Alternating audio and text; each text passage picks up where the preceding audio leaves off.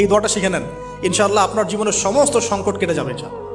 আমি নিজেও এই দোয়াটা বেশি বেশি করার চেষ্টা করি। দোয়াটা হচ্ছে, মুসা আলাইহিস সালাম একটা গাছের নিচে হেলান দিয়ে বসলেন, বসে দেখলেন দুজন মেয়ে দাঁড়িয়ে আছে দূরে, পানি নিতে পারছে না, লোকজন পানি নিয়ে যাচ্ছে, ওরা দাঁড়িয়ে আছে বেচারি।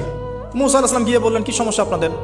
তারা বললেন যে আমাদের বাবা অনেক বৃদ্ধ মানুষ, আমরা পানি নিতে পারি না যতক্ষণ না আমাদের কম পানি নিয়ে চলে যায়।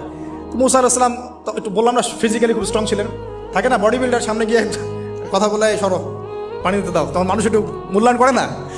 তো মুসা আলাইহিস সালাম এভাবে পানি নিয়ে দিলেন এবং বাছুরদেরকে পানি পান করালেন, করিয়ে গাছের নিচে এসে বসে আছেন।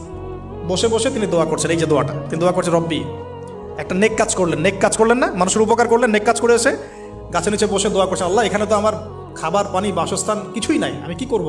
রব্বি ইন্নি লিমা আনজালতা ইলাইয়া মিন খায়রিন ফাকির, রব্বি ইন্নি লিমা আনজালতা ইলাইয়া মিন খায়রিন ফাকির।